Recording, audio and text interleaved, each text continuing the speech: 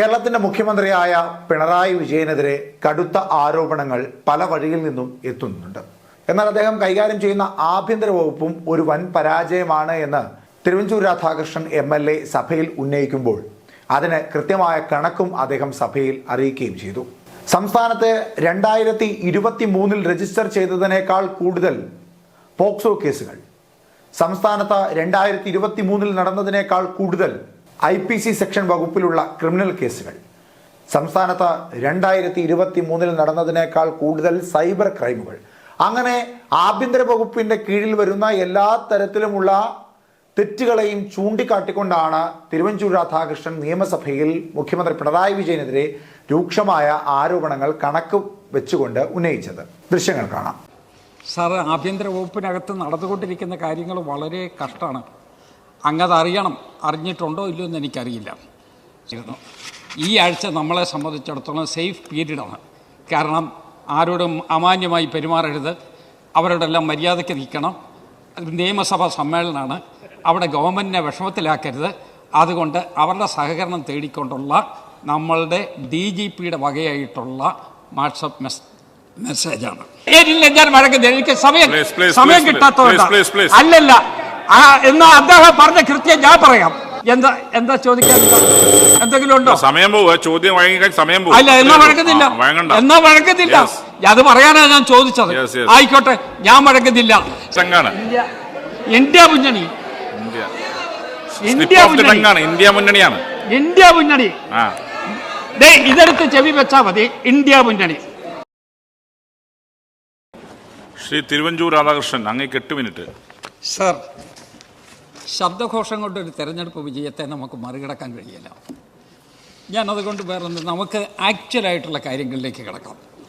സാറേ, ഞാനിപ്പോൾ ആഭ്യന്തര വകുപ്പിനകത്ത് ചില ചോദ്യങ്ങൾ ഞാൻ ചോദിച്ചു.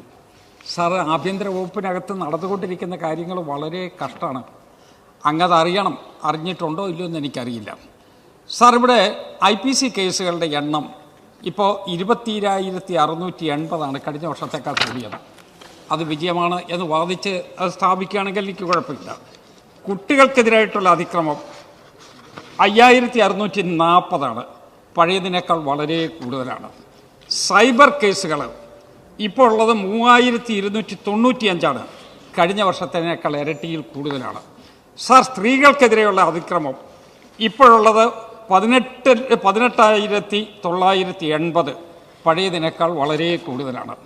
സാർ, പോക്സോ കേസുകൾ 3,287 കഴിഞ്ഞ വർഷത്തേതിനേക്കാൾ കൂടിയത്.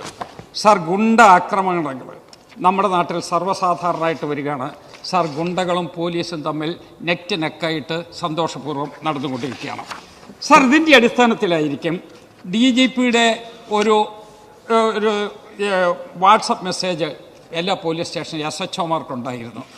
ഈ ആഴ്ച നമ്മളെ സംബന്ധിച്ചിടത്തോളം സേഫ് പീരീഡാണ്. കാരണം ആരോടും അമാന്യമായി പെരുമാറരുത്, അവരോടെല്ലാം മര്യാദയ്ക്ക് നിൽക്കണം. നിയമസഭാ സമ്മേളനമാണ്, അവിടെ ഗവൺമെൻറ്റിനെ വിഷമത്തിലാക്കരുത്. അതുകൊണ്ട് അവരുടെ സഹകരണം തേടിക്കൊണ്ടുള്ള നമ്മളുടെ DGPയുടെ വകയായിട്ടുള്ള വാട്സപ്പ് മെസ്സേജാണ്. സാർ, കാരണം കാര്യങ്ങളെല്ലാം കുഴപ്പത്തിലാണ് എന്നുള്ളതിന് ഇതിനേക്കാൾ കൂടുതൽ നമുക്ക് രേഖകളുണ്ടാകാനോ ഇതിൽ കൂടുതൽ അവർക്ക് തരാൻ കഴിയില്ലല്ലോ. സാർ, ഇവിടെ ഓപ്പറേഷൻ കാവൽ, ഇന്നിപ്പോൾ ഓപ്പറേഷൻ കാവൽ ഏതാ? ഓപ്പറേഷൻ ഗുണ്ടകളല്ലേ. സാർ, സാബു എന്ന് പറയുന്ന പോലീസിൻ്റെ DYSP അങ്ങേക്കറിയാൻ എനിക്ക് കൃത്യമായിട്ടറിയാം. അയാളുടെ പ്രൊമോഷൻ കിട്ടിയപ്പോൾ അയാൾ എറണാകുളത്ത് തന്നെ ഇരിക്കുന്നതിന് വേണ്ടി വളരെ ശ്രമം നടത്തിയതാണ്. പക്ഷെ അവിടെ ഇരുത്താതെ അയാൾ പലയിടത്തോട്ടായി പോകേണ്ടി വന്നു. സാർ, ആ സാബുവാണ് ഈ ഗുണ്ടകളുടെ കൂടാരത്തിൽ കയറി അവിടെ പോയി സൽക്കാരം പറ്റിയ വ്യക്തി. അവരിൽ നിന്നാണോ നമുക്ക് സംരക്ഷണം കിട്ടേണ്ടത്? അവരാണോ നമ്മളുടെ കാവൽക്കാരായിട്ട് നിൽക്കേണ്ടത്? സാർ, ഇന്നിവിടെ ഞാൻ ഈ ചർച്ചകൾ വരുന്നുണ്ട്. ഈ ചർച്ചകളിൽ കറക്റ്റായിട്ടുള്ള കാര്യങ്ങൾ പറയണം എന്നെനിക്ക് നിർബന്ധമുണ്ടായിരുന്നത് കൊണ്ട് ഞാൻ അങ്ങയോട് ചില ചോദ്യങ്ങൾ ചോദിച്ചു. സാർ, 2016 മുതൽ 22 വരെ കാപ്പ ചുമത്തിയ ഗുണ്ടകളുടെ എണ്ണം ക്രോഡീകരിച്ചു വരുന്നു, പട്ടിക ലഭ്യമല്ല. സാർ, അതിനുശേഷം രണ്ടാമത്തെ ചോദ്യം, സംസ്ഥാനത്ത് 2015 ജനുവരി മുതൽ ഇങ്ങോട്ട് സ്ത്രീപീഡനം, അക്രമം, കവർച്ച, കൊള്ള, അതിൻ്റെ വിശദവിവരം അതിന് വിവരം ശേഖരിച്ചു വരുന്നു. വീണ്ടും സാർ 2015, 2023 ഡിസംബർ വരെ പോലീസുകൾ പ്രതികളായി എത്ര കേസ് രജിസ്റ്റർ ചെയ്തു? വിവരം ശേഖരിച്ചു വരുന്നു. സർ, കേരള പോലീസിൽ ക്രിമിനൽ കേസുകൾ പ്രതികളായി എത്ര പേരുണ്ട്? സർ, വിവരം ശേഖരിച്ചു വരുന്നു. സർ, കേരള സർക്കാരിൻ്റെ കാലത്ത് എത്ര മാധ്യമ പ്രവർത്തകർക്കെതിരെ കേസെടുത്തിട്ടുണ്ട്? വിവരം ശേഖരിച്ചു വരുന്നു. ഏതെല്ലാം മാധ്യമ പ്രവർത്തകരുടെ പേരിൽ എന്തിനെല്ലാം ഉള്ള കേസുകളാണ് എടുത്തത്? സർ, വിവരം ശേഖരിച്ചു വരുന്നു. ഒരു ഗുണമുള്ളത് സാർ, എല്ലാവരോടും അങ്ങ് വളരെ തുല്യമായിട്ട് പെരുമാറിയ നമ്മളുടെ എച്ച് സലാമും ഒരു ചോദ്യം ചോദിച്ചു. ഇതേ അർത്ഥത്തിൽ അദ്ദേഹത്തോട് പറഞ്ഞു വിവരം ശേഖരിച്ചു വരുന്നു. സാർ, എല്ലാം വിവരം ശേഖരിച്ചു വരികയാണ്. സാർ, പോലീസ് ആഭ്യന്തര വകുപ്പാണോ വിവരശേഖരണ വകുപ്പാണോ? എല്ലാം വിവരം ശേഖരിച്ചു വരികയാണെന്ന് വരികയത് വിവരശേഖരണ വകുപ്പല്ലേ സാർ? അതുകൊണ്ട് ഇതാണ് പോലീസിൻ്റെ പ്രധാനപ്പെട്ട പ്രശ്നം. പോലീസിൽ ചെയ്യേണ്ട കാര്യങ്ങൾ കൃത്യമായി ചെയ്യുക, അവരോട് നോ എന്ന് പറയേണ്ട സന്ദർഭത്തിൽ മുഖ്യമന്ത്രി തന്നെ അവരോട് നോ എന്ന് പറയുക. അങ്ങനെ പറയാതെ വരുമ്പോൾ അവർക്ക് തോന്നിയ രൂപത്തിൽ പെരുമാറുന്നു എന്നുള്ളതാണ് നമ്മളിവിടെ കണ്ടുകൊണ്ടിരിക്കുന്ന കാര്യം. സർ, ഈ നിലയിൽ നമ്മളുടെ സംസ്ഥാനത്തിന് പോകാൻ പറ്റുമോ? അതിക്രമങ്ങൾ, ഗുണ്ടായുസവും അതോടൊപ്പം ഗുണ്ടാ പ്രവർത്തനങ്ങളെല്ലാം കൂടിയില്ലേ? ഒരു ദിവസം വന്നുകൊണ്ടിരിക്കുന്ന മാധ്യമങ്ങൾ നമ്മൾ വായിച്ച പോലെ സാർ, അതിനകത്ത് വന്നുകൊണ്ടിരിക്കുന്ന വാർത്തകൾ ഏതാ? മാധ്യമ കുബേരന്മാരോ അല്ലെങ്കിൽ കുലപതികളോ നടത്തിക്കൊണ്ടിരിക്കുന്ന വിമർശനമാണ് എന്ന് നമുക്ക് വെറുതെ സാഹിത്യ ഭാഷയിൽ പറയാം. സാർ, അതൊന്നും അല്ലല്ലോ. നാട്ടിൽ നടന്നുകൊണ്ടിരിക്കുന്ന പ്രവർത്തനത്തെക്കുറിച്ച് മാധ്യമങ്ങൾ സത്യസന്ധമായി റിപ്പോർട്ട് ചെയ്തതാണ്. ആ റിപ്പോർട്ടിൽ വന്നുകൊണ്ടിരിക്കുന്ന കാര്യങ്ങൾ വളരെ വളരെ വളരെ ദുഃഖമുണ്ടാക്കുന്ന കാര്യമാണ് എന്ന് ഞാൻ ഓർമ്മിപ്പിക്കുകയാണ്. സാർ, ഇവിടെ ഇന്നലെ ഞാൻ അതുകൊണ്ട് ആഭ്യന്തര വകുപ്പിനകത്തെ സാരാംശങ്ങൾ, വിവരങ്ങൾ ശേഖരിച്ചു കൊണ്ടിരിക്കുന്നത് കൊണ്ട് വിവരശേഖരണം കഴിഞ്ഞിട്ട് പിന്നീട് അതിനെക്കുറിച്ച് ഞാൻ പറഞ്ഞുകൊള്ളാം. സാർ, ഇവിടെ വന്നിരിക്കുന്നത് അങ്ങ് ഇന്നലെ സംസാരിച്ചു. ഇന്നലെ സംസാരിച്ച സമയത്ത് രാഷ്ട്രീയമായ എല്ലാ കാര്യത്തെക്കുറിച്ചും 1 മണിക്കൂറിലധികം അങ്ങെടുത്ത് സാധാരണ ചെയ്യുന്നത് പോലെ തന്നെ കൃത്യമായി അങ്ങേക്ക് കിട്ടിയിരിക്കുന്ന എല്ലാ വിവരങ്ങളും പറഞ്ഞു. ഞങ്ങളതെല്ലാം ശാന്തമായി കേട്ടു. ഒരു വാക്ക് പോലും ഞങ്ങൾ എതിർത്ത് പറഞ്ഞില്ല. സാർ, അങ്ങ് പറഞ്ഞ ആ പ്രസംഗത്തിൽ ആദ്യവസാനമായി സാർ രാഹുൽ ഗാന്ധിയെക്കുറിച്ച് പപ്പു എന്ന് അങ്ങ് ഇൻഡയറക്റ്റ് ആയിട്ട് വിളിച്ച പ്രയോഗം പിൻവലിക്കും എന്ന് ഞാൻ കരുതിയതാണ്. സാർ, അങ്ങ് നമ്മളോട് പറഞ്ഞിരിക്കുന്നത് ആ നിലയിലോട്ട് പിൻവലിക്കും എന്നുള്ള ഇതാണ് ഞങ്ങൾക്കുണ്ടായിരുന്ന ഇംപ്രഷൻ. സാർ, അന്ന് മാത്രമല്ല DNA പരിശോധന നടക്കുന്നത് ഞാൻ വഴങ്ങുന്നത് എനിക്ക് സമയം കിട്ടാത്തതുകൊണ്ട് അല്ലല്ല. എന്നാ അദ്ദേഹം പറഞ്ഞ കൃത്യം ഞാൻ പറയാം. അദ്ദേഹം പറഞ്ഞത് അങ്ങയെക്കുറിച്ച് ചില ആളുകൾ പറഞ്ഞുകൊണ്ടിരിക്കുന്ന ആ പദം ഞാൻ പറയുന്നില്ല എന്ന് പറഞ്ഞാൽ ഞങ്ങൾക്ക് ബുദ്ധിയുള്ളവരല്ലേ? എന്താ അങ്ങ് പറഞ്ഞത് ഞങ്ങൾക്ക് മനസ്സിലാകല്ലേ? സാർ, ഏറ്റവും അങ്ങേയറ്റത്തിരിക്കുന്ന ആള്, ഈ സഭയുടെ പുറമ്പോക്കിന്റെ തൊട്ടിപ്പുറത്തിരിക്കുന്ന ആള് പറയുകയാണ് രാഹുൽ ഗാന്ധിയുടെ DNA പരിശോധിക്കണമെന്ന്. സാർ, രാഹുൽ ഗാന്ധിയുടെ പിതാവ് രാജീവ് ഗാന്ധി തല തെറിച്ചു പോയതാണ്, മാംസപിണ്ഡമായി മാറിയതാണ്. ശ്രീപെരുമ്പത്തൂരിൽ വെച്ച് തീ ബോംബിന് വിധേയനായ ഒരു രക്തസാക്ഷി, ആ രക്തസാക്ഷിയുടെ മകനെ കുറിച്ച് DNA പരിശോധന നടത്തണം എന്ന് പറഞ്ഞപ്പോ അങ്ങ് പറഞ്ഞത് എന്താ? കൊടുത്ത കൊല്ലത്തും കിട്ടും എന്നല്ലേ? സാർ, ഇതാണ് വേണ്ടത്. ഒരു കേവലം അവിടെ ഇരിക്കുന്ന ഒരു ജൂനിയർ മെമ്പർ അങ്ങനെ ഒരു കാര്യം പറഞ്ഞിട്ടുണ്ട് എന്ന് വരികിൽ ദീർഘകാലത്തെ പരിചയമുള്ള, അനുഭവ പരിചയമുള്ള അങ്ങേപ്പോലൊരാൾ തിരുത്തും എന്നാണ് ഞാൻ കരുതിയത്. സാർ, ദൗർഭാഗ്യമായി പോയി. ഞങ്ങളുടെ സങ്കല്പത്തിന് വലിയ ഇടിവാണ് അത് തട്ടിയത് എന്ന് ഞാൻ ഓർമ്മിപ്പിക്കുകയാണ്. സാറ്, ആ രൂപത്തിൽ ചെയ്യാൻ പറ്റുമോ? ഗവൺമെന്റ് എന്താ ചോദിക്കാൻ എന്തെങ്കിലും ഉണ്ടോ? അല്ല, എന്നാ വഴങ്ങുന്നില്ല. അത് പറയാനാണ് ഞാൻ ചോദിച്ചത്. ആയിക്കോട്ടെ, ഞാൻ വഴങ്ങുന്നില്ല. സാർ, ഇവിടെ നടന്നുകൊണ്ടിരിക്കുന്നത് ഒരു കിരാത രാഷ്ട്രീയമാണ്. ഇവിടെ തർക്കിച്ച് നിങ്ങൾ ജയിച്ചു എന്ന് പറഞ്ഞല്ലോ. സാർ, 303 സീറ്റ് ഉണ്ടായിരുന്ന BJPയെ ഞങ്ങൾ ഭൂരിപക്ഷം ഇല്ലാതാക്കിയില്ലേ? ആ 303 സീറ്റ് ഉണ്ടായിരുന്നില്ല കഴിഞ്ഞ പാർലമെന്റിൽ. ഇപ്പൊ അവർക്ക് ഭൂരിപക്ഷം ഇല്ലല്ലോ, ഒറ്റയ്ക്ക് ഭൂരിപക്ഷം ഇല്ലല്ലോ.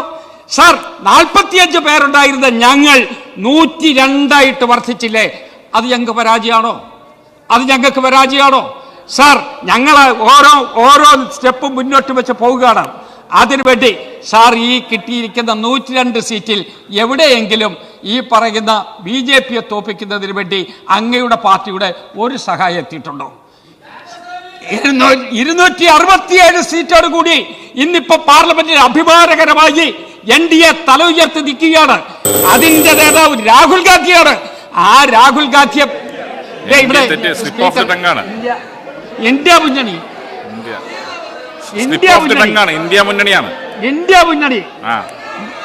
ഇതെടുത്ത് ചെവി വെച്ചാ മതി. ഇന്ത്യ മുന്നണി. അപ്പൊ ഞാൻ പറഞ്ഞു വന്നത് ഇന്ത്യ മുന്നണി. ഞാൻ പറഞ്ഞല്ലോ, ഇത് ചെവിയിൽ വെച്ചാൽ മതി. അതിനാണ് നമുക്ക് തന്നിരിക്കുന്നത്. ആ ഇന്ത്യ മുന്നണി 237 സീറ്റ് എവിടെ കിടന്നതാ? അവിടെ നിന്ന് ജമ്പ് ചെയ്തല്ലോ സാർ. 102 സീറ്റിൽ ഞങ്ങൾ നിൽക്കുകയാണ്. എന്നിട്ടും പറയുകയാണ് ഞങ്ങളെ വീണ്ടും ചവിട്ടി താക്കാൻ വേണ്ടി ശ്രമിക്കുകയാണ്. നിങ്ങൾക്ക് കിട്ടിയിരിക്കുന്ന ഇത്തിരി ഇടമുണ്ട്. ആ ഇത്തിരി ഇടത്ത് ഉള്ള ചല കൂടി ചവിട്ടി താക്കും എന്ന നിർബന്ധ ബുദ്ധിയോടുകൂടി നിൽക്കുകയാണ്. നിങ്ങൾ ആർക്കനുകൂലമാണ്? നിങ്ങൾ ആർക്കനുകൂലമാണ്? നിങ്ങൾ പരസ്യമായി പ്രഖ്യാപിക്കുന്നത് പോലെ BJP വിരുദ്ധതയാണ് എങ്കിൽ BJP എല്ലാ അർത്ഥത്തിലും താഴ്ത്തിക്കെട്ടുന്നതിന് വേണ്ടി നിങ്ങൾ ശ്രമിക്കട്ടെ.